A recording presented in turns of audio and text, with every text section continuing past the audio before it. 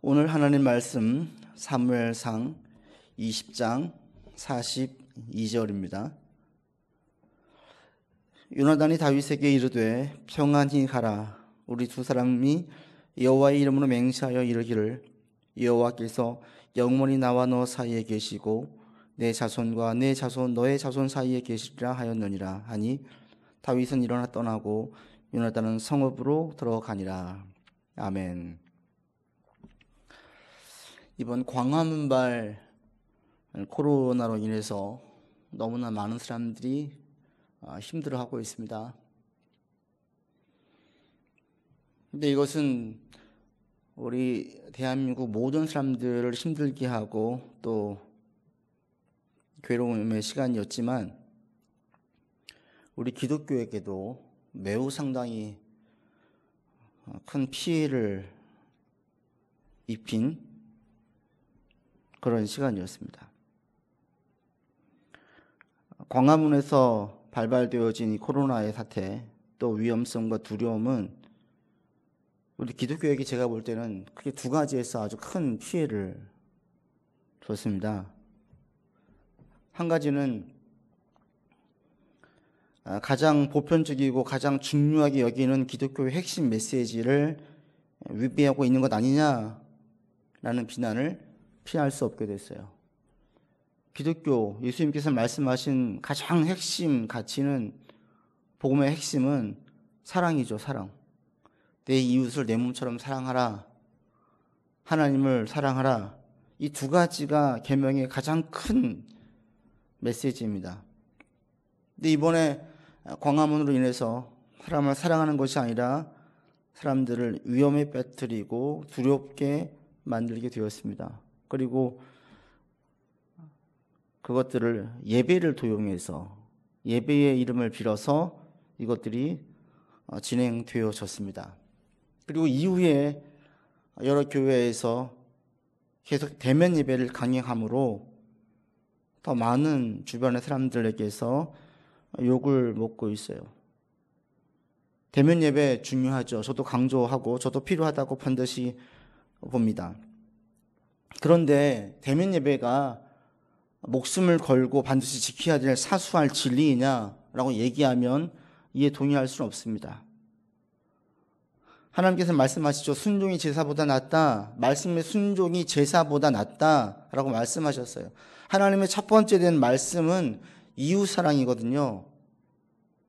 이웃을 사랑하는 것이 아니라 위험에 빠뜨리면서 제사를 중요하게 여긴다는 것은 하나님 말씀에 위배되는 거예요.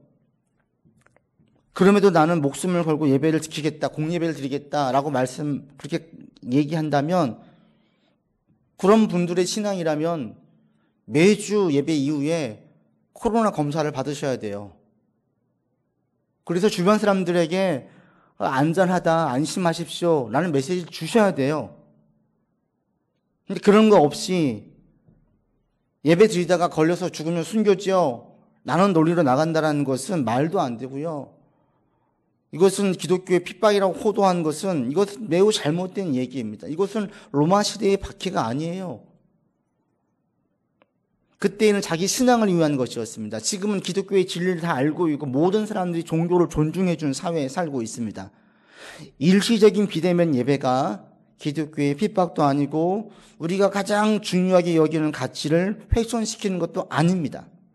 그럼에도 몇몇 교회에서는 계속 강행함으로 지역 주민들에게 큰 두려움을 갖게 했고, 심지어 교회 내에서 발발된 코로나로 인해서 지역 상인들이 죽고 고통 가운데 있게 됐어요. 가장 보편적이고 가장 중요한 말씀을 훼손시키는 것 아니냐라는 비난에 우리 기독교가 답할 수 없는 상황이 됐습니다. 이게 이번에 광화문에서 터진 큰 사건 중에 하나가 아닌가, 우리 기독교가 큰 위험에 빠진 것이 아닌가라는 생각을 했습니다. 근데 이것 못지않게 정말 치명적으로 이번에 광화문에서 터진 코로나로 인해서 기독교가 큰 피해를 봤습니다. 그게 뭐냐면 기독교의 신뢰에 대해서 치명상을 입었어요. 엊그제 종종 말씀을 나누는 80 가까이 되신 권사님과 동네 권사님과 얘기를 나눌 기회가 있었어요. 권사님 코로나 때문에 참 힘들고 이 광화문 때문에 힘드네요. 권사님 조심하십시오. 권사님 그러시는 거예요. 맞아요, 목사님 지금 아주 힘들어요. 기독교가 다 욕을 먹고 있어요. 이러시는 거예요. 그러면서 딱 하시는 말씀이 뭐냐면 기독교인들이 다 지금 거짓말쟁이로 욕먹고 있다라는 거예요. 거짓말쟁이로. 이게 너무나 저를 아프게 만들었어요. 지금 기독교인들이 거짓말쟁이의 집단으로 비춰지고 있다라는 거예요. 광화문에 많은 분들이 참여를 했습니다. 근데 그들 가운데에는 기독교인들도 참 많은 것을 알게 되었어요. 많은 목사님들, 많은 항종 직분자들, 교인들이 거기에 동원되어졌어요. 사이비 이단 교회가 아니라 기존 교회가 많이 참석을 했습니다. 이것은 제가 비난하지 않겠습니다. 왜? 자기 정치관이 다르니까. 그리고 그분들은 모두가 다 국가를 사랑하는 마음에서 참석한 것을 제가 알고 있습니다. 거기엔 동의하고 거기에는 제가 이의를 제기할 마음이 없습니다. 문제는 그 이후입니다. 이후에 코로나가 퍼져가기 시작했습니다. 알려졌습니다. 그런데 어떻게 합니까? 그 가운데에 거짓으로 광화문 집회에 참석하지 않았다고 말하고 참석한 사람들 가운데에선 검사를 거부하고 또 검사를 한 사람들 가운데에선 자기 동선을 숨기고 거짓으로 말하는 사람들이 있었습니다. 이게 우리로 하여금 더 두렵게 만들었죠. 그리고 그들 가운데에는 기독교인이 상당수 포함되어 있다는 거예요. 심지어 거기에는 목사님 부부도 있었어요. 이후로 여러 교회에서 산발적으로 또 지역에서 집단적으로 퍼지기 시작했습니다. 교회에 안 다니는 주변 사람들 다 욕을 하고 있어요. 권사님 말씀을 빌면 한마디로 말하면 뭐냐면 저 거짓말쟁이들이 되어버렸어요. 이것은 우리에게는 너무나 치명적이고 너무나 저를 아프게 만들었습니다. 왜냐하면 기독교는 거짓말, 기독교인들은 거짓말쟁이는 이건 말이 안 되는 말이에요. 기독교인들은 누구입니까? 예수 그리스도를 자기의 주로 믿고 따르는 사람들입니다. 예수 그리스도는 누구예요? 진리예요. 어제나 오늘이나 영원토록 동일하신 분입니다. 진리 자체이신 분이에요. 우리는 진리 자체를 믿고 따르는 사람들이에요. 진리는 변함이 없습니다. 늘 한결같습니다. 분명한 기준이 있습니다. 겉과 속이 동일합니다. 그래서 진리를 믿는 그리스도인들에게는 자연스럽게 나타나는 몇 가지 특성이 있습니다. 겉과 속이 동일해집니다. 그리고 자신들의 기준이 분명해요. 자기의 색깔이 분명해요. 그리고 또 한 가지 특성 중에 한 가지는 뭐냐면 기독교인들은 거짓말을 좋아하지 않아요. 거짓말이라는 것은 겉과 속이 다르다는 얘기잖아요. 우리는 겉과 속이 동일하게 가기 때문에 거짓말을 좋아하지 않습니다. 예외적인 선의의 거짓말이 있지요. 그것은 사랑의 발로에서 나오는 거짓말입니다. 그렇지 않은 거짓말들은 기독교인들이 추구할 수 없고 나타날 수 없는 것입니다.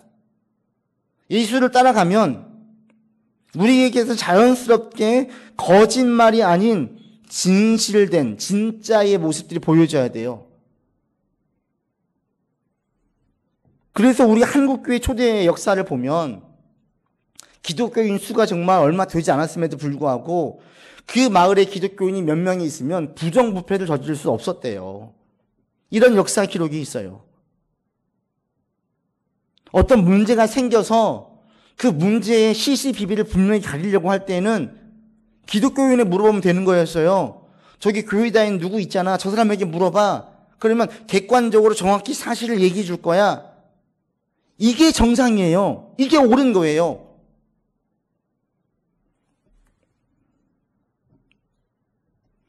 기독교인들이 자연스럽게 주변 사람들에게 신뢰를 얻어야 되는데 지금 기독교인이 거짓말쟁이가 되어 있어요.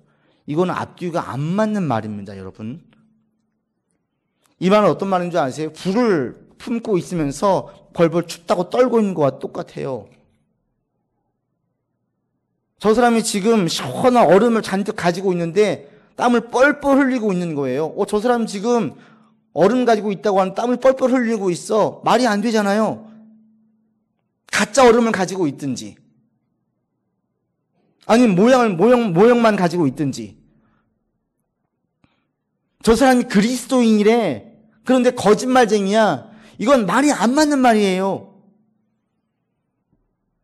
이건 뭘 얘기합니까?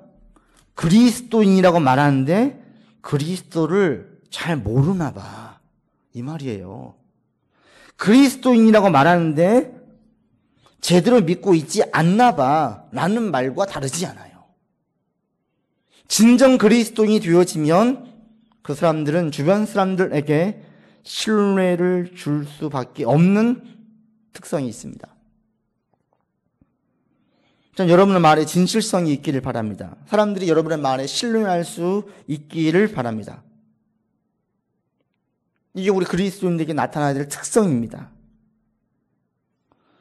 이번에 광화문발 이 코로나 사태를 보면서 이 말의 가치가 얼마나 중요하고 땅에 떨어진 기독교의 이 말의 가치를 어떻게 신뢰할까, 어떻게 회복할 수 있을까, 이런 고민이 자연스럽게 들었습니다. 근데 오늘 본문이 우리가 지금 쭉 나누고 있는 사울과 다윗의 이 신앙의 이야기들이 이 부분에 대한 답을 줍니다. 이스라엘 초대 왕인 사울은 거짓말쟁이였어요. 반드시 지키려고 하나님의 이름을 거론하고 맹세했지만 번번이 그 맹세와 약속을 깼어요. 이게 사울이었어요. 사울은 거짓말쟁이였습니다. 그의 삶은 약속을 하고 약속을 번복하고 약속을 깨는 행위들을 계속 보여주는 거짓의 삶을 산 사람이었습니다. 이게 사울이었어요. 반면에 다윗과 요나단은 진실된 자들이었습니다. 그들은 끝까지 자신들의 한 약속을 지키는 자들이었습니다. 말의 가치가 있었어요. 우리 기독교인들은 지금 거짓말쟁이로 비춰진다는 것은 사울 왕과 같은 존재로 비춰진다는 거예요. 우리 기독교인들은 다윗처럼 요나단처럼 진실된 자로 보여져야만 합니다. 오늘 본문에 요나단이 다윗과 맹세합니다. 여호와 이름으로 맹세합니다. 그러면서 끝까지 그 맹세를 지키자고 이야기하고 요나단 궁으로 돌아오고 다윗은 이제 고생길로 들어섭니다. 광야로 떠나요. 이때 맹세를 해요. 이때의 이 맹세는 일평생 갑니다. 일평생 지켜집니다. 사울과 이 거짓말쟁이인 사울과 진실된 약속을 지키는 다윗과 요나단의 차이가 무엇일까? 사울은 지금까지 쭉 말씀을 드렸습니다. 첫 번째, 사울은 그 인생의 기초가 안전하지 않은 것에 두었습니다. 계속 흔들리는 것, 사람들의 지지에 기반해 자기의 왕국을 세우려고 했습니다. 그러나 사람들의 지지는 언제든지 바뀔 수 있어요. 늘 불안한 거예요. 그리고 사울은 또 왕의 자리를 집착했습니다. 이 왕은 절대 놓을 수 없는 것이었습니다. 수단과 방법을 가리지 않고 이 왕좌를 지키려고 했습니다. 그것이 많은 죄악을 낳았고 사울로 하여금 맹세를 쉽게 깰 수 있게 만들었습니다. 이게 바로 사울의 문제였어요. 다윗과 요나단은 그의 말의 가치들이 대단히 높게 평가받았습니다. 점점 사람들이 그의 말에 주목하게 되었어요. 사울은 왕이었음에도 불구하고 사람들이 점점 그의 말을 신뢰하지 않습니다. 언제든지 변덕을 부릴 수 있다는 것을 알기 때문에. 그러나 다윗, 요나단의 말의 가치는 매우 힘이 있었어요. 권위가 있었어요. 사람들이 주목했어요. 왜요? 무엇일까요? 다윗은 자기 인생의 기초를 여호와에 두었기 때문입니다. 이게 사울과 다윗의 가장 큰 차이입니다. 이게 사울과 요나단의 가장 큰 차이입니다. 여호와를 경외하면 거짓말을 안 하게 되고요. 여호와를 경외하면 말의 가치가 높아지게 되어져 있습니다. 왜? 여호와를 경외한다는 것, 여호와를 인생의 기초로 둔다는 것은 여호와께서 하신 말씀 위에 인생을 세워간다는 얘기죠. 즉 하나님께서 금하신 것은 행하지 않고 하나님께서 원하시는 것은 행하는 삶이에요. 무슨 일이든지 하나님의 말씀을 토대로서 살펴봅니다. 이게 여호와를 인생의 기초에 둔 사람들의 모습이죠. 다윗은 그렇게 했습니다. 사울을 죽일 기회가 있었습니다. 안 죽입니다. 왜요? 하나님이 싫어하시니까. 주변 사람들이 죽이라고 말합니다. 그래도 안 죽입니다. 왜요? 하나님이 싫어하시니까. 다윗은 자기 행동의 기준이 여호와였어요. 여호와. 이 여호와의 말씀을 가장 귀히 여겼습니다. 그리고 이 여호와의 이름으로 맹세를 했다라는 것은 뭐예요? 가장 귀한 그 이름으로 맹세했기 때문에 반드시 지키게 되어져 있어요. 이건 인간 사회에서도 마찬가지지 않습니까? 종종 볼 수 있는 게 있어요.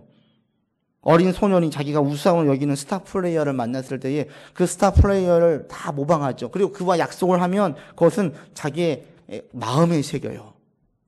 평생 그 약속을 지키려고 해요. 자기가 우상으로 여기는 그 사람을 만날 때에. 다윗에게 여호와는 자기의 우상이에요.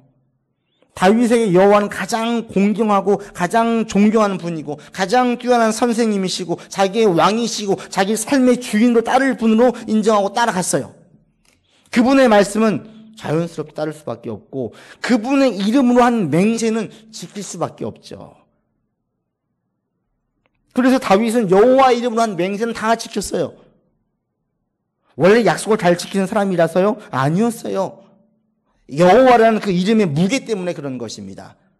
여호와에 대한 존경, 여호와에 대한 공경, 여호와에 대한 경외심이 다윗으로 하여금 그 맹세를 지키게 만들었습니다. 이게 바로 다윗과 사울의 차이였어요. 다윗은 여호와를 인생의 기초에 둔 반면에 사울은 여호와를 버렸습니다. 그러니까 여호와 이름으로 맹세한 것들은 언제든지 버릴 수 있었어요. 여호와는 아무것도 아닌 존재였습니다. 사울에게는. 이게 바로 사울과 다윗의 그 말의 가치의 차이를 낳았습니다. 사실은 말의 가치 차이만 낳은 게 아니죠. 인생 자체의 큰 차이를 불러왔습니다. 다윗은 일평생 여호와 이름으로 한 맹세를 다 지켰습니다. 오늘 본문에 맹세했던 요나단과 이 맹세를 통해서 요나단의 아들이었던 무비보셋을 나중에 챙기죠. 왕자처럼 그를 대합니다. 그럴 필요가 없었어요. 사울 집안 다 무너졌어요. 베냐민 집안은 전혀 힘을 쓰지 못했어요. 무비보셋을 챙기지 않는다고 아무도 뭐라고 하는 사람이 없어요. 다윗은 합니다. 왜요? 여호와 이름으로 맹세했죠. 물론 요나단이 고마워서 그렇게 할 수도 있어요. 그러나 무비보셋뿐 아니라 다른 맹세들도 다윗은 철저히 지켰습니다. 제가 다윗을 볼 때 가장 위대하게 보이는 것은 이 시므이와의 맹세예요. 시므이는 베냐민 지파입니다. 시므이는 다윗 가슴에 대못을 박은 사람이에요. 다윗이 아들 압살롬을 피해서 도망갈 때가 있었습니다. 다윗 일생에서 가장 힘든 시간이었습니다. 가장 사랑하는 아들에게 배신당했습니다. 이제 몸은 쇠약해져서 전쟁에서 나갈 수 있는 예전과 같은 힘이 남아있지 않았습니다. 민심이 돌아섰습니다. 정서적으로, 정신적으로, 육체적으로 가장 공고한 시기였어요. 그때 도망가고 있는 그때에 그런 다윗 뒤에서 한 사람이 고래고래 소리 지르면서 욕을 했어요. 돌을 던지면서 피를 흘린 자여, 이 사악한 자여. 저주를 다 쏟아붓습니다. 그게 시므이였어요. 내가 아프고 힘들 때 이런 나에게 더 아프게 하고 더 상처를 주는 사람이 있다면 이때의 상처는 보통 때보다 훨씬 더 아프지요. 훨씬 더 크지요. 다윗이 그랬어요. 너무 힘들었어요. 시므이의 저주가 너무나 괴로웠어요. 그래서 다윗은 그렇게 얘기합니다.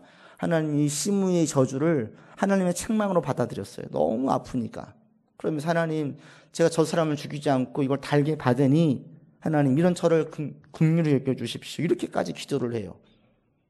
이게 뭐냐면 저의 소리가 너무 가슴 아프다라는 거죠.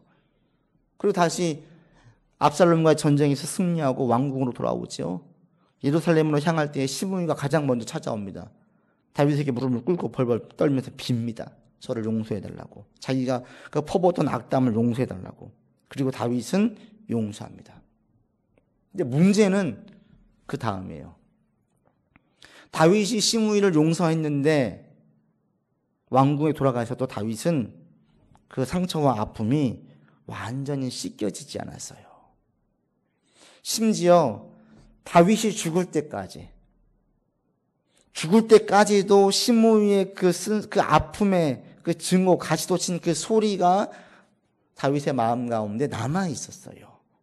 그래서 죽을 때 아들 솔로몬에게 3가지 유언을 하는데 그 중에 하나가 이 시므이를 거론합니다. 그러면서 이렇게 말하죠. 이 바울인 베냐민 사람 게라의 아들 시므이가 너와 함께 있다. 그 사람은 내가 마하나임으로 갈 때에 악독한 말로 나를 저주하였다. 그런데 그가 요단에서 내려와 나를 영접하며 내가 여호와를 두고 맹세해서 내가 칼로 너를 죽이지 아니하겠다라고 얘기했다. 이렇게 얘기를 해요. 그러면서 그러나 그를 무죄한 자로 여기지 말라. 너는 지혜 있는 사람이니 그에게 행할 일을 알아서 그의 백발이 피 가운데에서 스올에 내려가게 하라. 편안히 죽게 하지 말라는 거예요. 죽을 때 유언을 남기는 게 감사의 말로만 끝나는 게 아니라 한 사람에 대해서 복수를 얘기해요. 좀 다윗이 신실한 사람인데 어떻게 이럴 수가 있죠? 혹시 이런 생각이 드십니까? 아니요, 저는 반대의 생각을 했습니다. 정말 대단한 사람이다. 이 생각을 하게 됐어요. 왠지 아세요? 우리가 예수 믿으면, 우리가 신앙 안에 있으면 늘 모든 사람을 다 사랑하게 됩니까? 그렇지 않아요. 나를 힘들게 하는 사람에 대해서 미워하지 않을 수 있습니까? 그렇지 않아요. 미워하게 돼요. 심지어 원수 맺을 수도 있어요. 때론 서운하기도 하고 때론 미워. 이게 인간의 감정이에요. 이게 없다면 그 사람은 감정이 메마른 거죠. 그런 사람은 누군가하고 전혀 무심한 거예요. 아예 마음을 안 주는 거예요. 마음을 주고받고 이런 사람들 가운데에는 이런 아픔과 상처와 미움이 있을 수밖에 없어요. 중요한 건 뭐냐면 그러할 때 그런 감정과 미움을 어떻게 해결하느냐, 어떻게 대처하느냐, 이게 중요한 거예요. 다윗에게 드는 그 마음을 왜 그런 마음을 가집니까? 라고 말하면 안 되죠. 다 똑같은데 우리는. 이게 인간인데. 너무너무 나를 힘들게 했는데 어떻게 쉽게 잊혀집니까? 다윗 가운데 남아 있었어요. 그런데 다윗의 위대함이 뭔지 아십니까? 행동으로 그에게 복수하지 않았다는 거예요. 왜? 여호와의 이름으로 맹세했기 때문에. 다윗은 시므이를 죽일 수 있는 힘도 있었어요. 다윗은 시므이를 죽이고 싶었어요. 죽일 수 있는 힘도 있었어요. 죽여도 아무도 뭐라고 하는 사람들이 없어요. 실제로 다윗은 죄에 빠져서 자기에게 충성하는 우리아라는 장군을 죽이게 하잖아요. 왕의 권위를 이용해서 자기 손에 피 하나 묻히지 않고 우리아 장군을 죽게 만들어 전쟁터에서. 왜? 그의 아내인 바세바를 자기 아내로 여인으로 삼으려고. 이게 다윗이 이렇게도 했었어요. 그럼에도 불구하고 시므이를 안 죽여요. 사실은 안 죽이는 게 아니라 못 죽여요. 왜? 이유는 단 한 가지입니다. 하나님의 이름으로 맹세했기 때문에. 다른 게 없어요. 하나님 때문에 그를 죽일 수가 없었어요. 여호와의 이름으로 맹세를 했기 때문에 이 맹세를 깰 수가 없는 거예요. 여호와의 이름은 사람의 지지보다 앞섭니다. 여호와의 이름은 자기의 감정보다도 앞섭니다. 그래서 여호와의 이름 때문에 그를 못 죽였어요. 정말 죽이고 싶었고 정말 괴롭히고 싶었고 힘도 있었고 그래도 아무도 뭐라고 하지 않았는데 다윗은 하나님 때문에 못해요. 이게 대단하다는 거예요. 보통은 어떻게 합니까? 힘만 있으면 복수하잖아요. 이게 인간이잖아요. 다윗은 그렇게 하지 않았어요. 여호와의 이름 때문에 자기 감정대로 하지 않고 참았어요. 여전히 아파요. 반면 사울은 여호와의 이름으로 맹세했지만 자기 하고 싶은 대로 다 했어요. 그 결과 사울의 말의 가치는 땅에 떨어졌고 다윗의 말의 가치는 올라간 겁니다. 자기 감정을 통제할 수 있는 사람은 매우 드뭅니다. 근데 다윗은 자기 감정을 통제했어요. 이성이 감정을 통제할 수 없습니다. 이성이 한번 풍랑 일으키면 감정이 한번 풍랑 일으키면 이성은 그 감정을 통제할 수 없어요. 그 비유가 있잖아요. 바다 위에 배가 한 척이 있다. 바다가 감정이요, 배가 이성이다. 바다가 잔잔할 때에는 배가 어디든지 운행할 수 있지만 바다가 일렁이기 시작하면 배는 힘을 못 쓴다는 거죠. 감정이 일으키면 이성은 그 감정을 통제할 수 없어요. 그런데 다윗은 그 감정을 통제했어요. 정말 대단하죠. 정말 대단합니다. 근데 다윗은 정말 이렇게 대단한 사람일까요? 아니에요. 앞서 말씀드렸듯이 밧세바를 자기 여인으로 삼기 위해서 그의 남편을 죽인 이력이 있어요.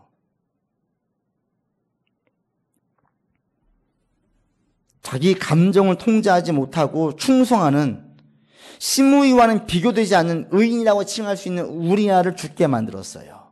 이게 다윗이에요. 한 사람이 이렇게 다른 행동을 보입니다. 무엇이 이 차이를 낳았습니까? 무엇이 시므이를 죽지 못하게 만들고 무엇이 우리아를 죽게 만들었습니까? 다윗에게 있는 신앙의 차이였어요. 신앙의 차이. 다윗이 여호와를 온전히 따를 때에는 시므이를 죽이지 못했어요. 그러나 다윗이 죄에 빠져 있을 때에는 다윗은 우리아를 죽일 수 있었어요. 신앙이 좋을 때에는 신앙이 감정을 통제했어요. 그런데 죄에 빠지자 전혀 통제가 되지 않았습니다. 다윗이 대단해서 감정을 통제한 것이 아니라 다윗에게 있는 그 신앙이 감정을 통제하게 만들었다는 거예요.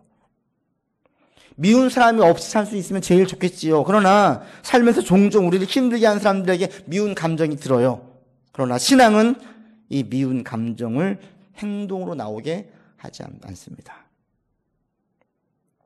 그래서 결국에 이 약속, 이 말의 가치, 맹세를 지키는 이 유무가 어디에 있느냐?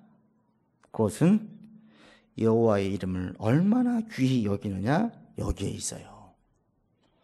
우리가 지금 예수 그리스도를 주로 고백하는데 예수 그리스도가 내 가운데 얼마나 귀한 분이냐?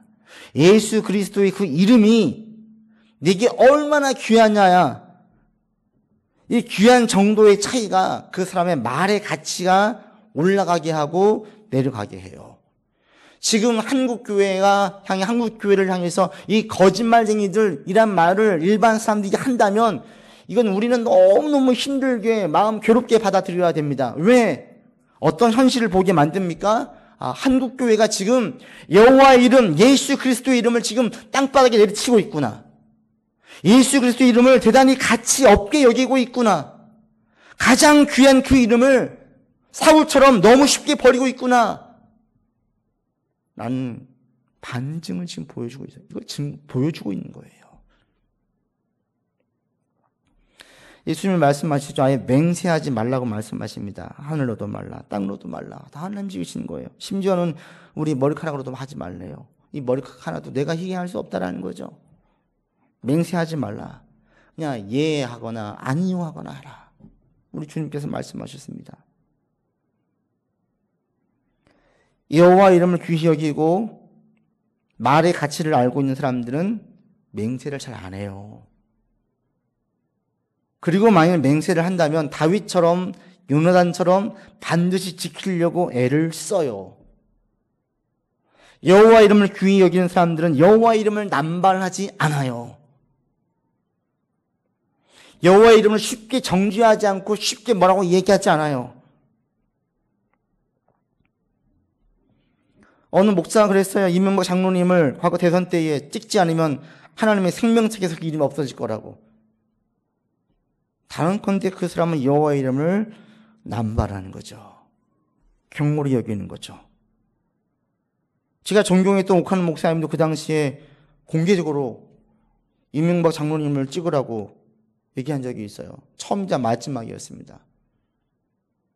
심정은 이해가 갑니다. 장로님이니까. 하지만 그분을 안 찍으면 하나님의 생명책에서 이름을 없앤다. 이런 얘기는 성경에 없지요. 거짓이죠. 여호와 이름을 남발하는 거죠.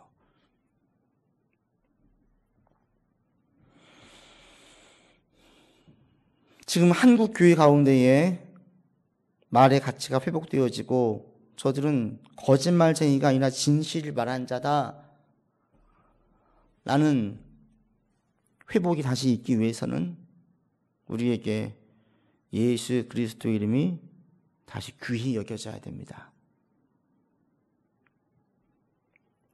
요즘 유튜브에 올라오는 찬양 중에 하나가 아주 오래된 찬양이 있어요. 여러분에게 또 보내드린 적이 있는데, 예수 가장 귀한 그 이름이에요. 예수 가장 귀한 그 이름, 예수 언제나 기도 들으사. 이 예수의 이름, 가장 귀한 이 예수의 이름, 이게 지금 우리에게 회복되어야 된다는 겁니다. 100% 동의합니다. 여러분 가운데 예수의 이름이 귀히 여겨지기를 간절히 바랍니다. 지금 예수 이름이 땅에 떨어졌어요. 예수 이름을 귀히 여기는 사람들은 자신이 한 말을 지켜요. 힘써 지키려고 말합니다. 앞뒤 안 맞지 않는 말들을 막 내뱉지 않아요. 살이 맞지 않는 말들을 막 내뱉지 않아요. 자신에게 손해가 되어도 진실을 말합니다. 자신에게 불편해도 진실을 말합니다. 여러분들에게 이런 말에 힘이 있기를 바랍니다. 내가 한 말들을 지키고 약속을 힘써 지키려고 애를 쓰는 여러분들 되어서 여러분의 말에 권위가 있기를 바랍니다. 권위라는 것은 목에 힘주는 게 아니죠. 목소리 큰 게 아니에요. 권위는 그 말에 무게가 실리는 거예요. 진실함이 느껴지는 겁니다. 우리 가운데에 이런 회복이 있어지기를 바랍니다. 그래서 다시 여호와 이름이 귀히 여겨져야 되겠고, 우리가 이 땅에 살면서 약속을 다시 한번, 이 말에 대한 가치를 다시 한번 되새겨 볼 수 있는 여러분들 되기를 바랍니다. 또한 아울러 한국 교회가 약속과 말의 가치가 다시 높아지고 회복될 수 있기를 위해서 우리가 기도해야 됩니다. 약속을 귀히 여기는 사람, 자기의 말에 책임지는 사람들은 하나님 말씀을 대할 때도 달라질 수밖에 없습니다. 왜요? 내가 이렇게 약속을 지키려고 힘쓰는데 하나님 약속하신 성경의 말씀들은 얼마나 더 힘이 있게 와닿겠습니까? 와닿을 수밖에 없어요. 그리고 이렇게 힘써서 말씀을 귀히 여기고 약속을 지키려고 하는 사람들은 하나님의 인정과 칭찬을 받게 되어집니다. 다윗은 최고의 칭찬을 받았죠. 하나님 마음이 합한 사람이다. 또 다윗 집안을 통하여서 예수 그리스도의 육적인 조상이 되었고, 왕위는 굳건해졌고, 하나님의 보호와 하나님의 큰 인도하심 가운데 의해서 그 나라가 견고하게 설 수 있었습니다. 말씀을 맺습니다. 지금 기독교인들 말의 가치가 땅에 떨어졌습니다. 회복되어야 됩니다. 그리고 먼저 여러분이 선봉에 서서 기독교인들의 떨어진 말의 가치를 회복시키는 데 힘쓸 수 있기를 바랍니다. 그 출발은 여호와의 경외에 있습니다. 여호와를 다시 힘써서 경외하시고 예수 그리스도를 가장 귀히 여기시고 예수 그리스도를 의식하면서 행동할 수 있는 여러분들이 되기를 바랍니다. 계속 예수 그리스도 이름이 높여지기를, 예수 그리스도 이름만 높여지기를. 그리고 오늘날 왜곡된 해석과 왜곡된 설교, 왜곡된 가르침을 하고 있는 이 가르침에서 다시 온전한 진리로 돌아올 수 있기를 간절히 바랍니다. 여러분 말에 힘이 있고 또 가치가 더욱더 있고 그 말에 권위와 권세가 있어지기를 주 이름으로 권면드립니다. 아버지 하나님, 어느 순간 기독교인들이 거짓말쟁이가 되어버렸습니다. 너무나 뼈 아픕니다. 저는 회복되어지기를 원합니다. 기독교가 회복되기 위하여 우리에게 가장 필요한 것은 여호와의 이름을 망령되이 일컬지 않고 여호와의 이름을 귀히 여기는 것임을 다시 한번 깨닫게 됩니다. 다윗이 신실한 자였고 요나단이 신실한 자였습니다. 약속을 지키는 자였습니다. 맹세를 끝까지 지키는 자였습니다. 그것은 곧 그들이 여호와를 경외하는 자였기 때문입니다. 하나님, 오늘날 한국교회가 거짓말쟁이라고 욕을 듣는 것은 여호와를 경외하지 않는다는 반증이 아닌지요. 우리의 죄를 용서하여 주시고 다시 기독교인들이 예수 그리스도 이름을 귀히 여기고 그 이름을 의식하며 사는 자들 될 수 있도록 주여 인도하여 주시옵소서. 복음을 호도하고 있는 자들이 있습니다. 하나님이 가장 귀히 여기시는 것들을 귀히 여기고 같이 귀히 여기면서 나아가는 교회가 되게 하시고 그리스도인들 될 수 있도록 인도하여 주시옵소서. 우리 성도님들 지켜주시고 이들의 삶에서 가치 있는 말이 나오게 도와주시고 말의 힘과 권세가 실릴 수 있도록 은혜를 베풀어 주시옵소서. 우리 구주 예수 그리스도 이름으로 기도드립니다. 아멘.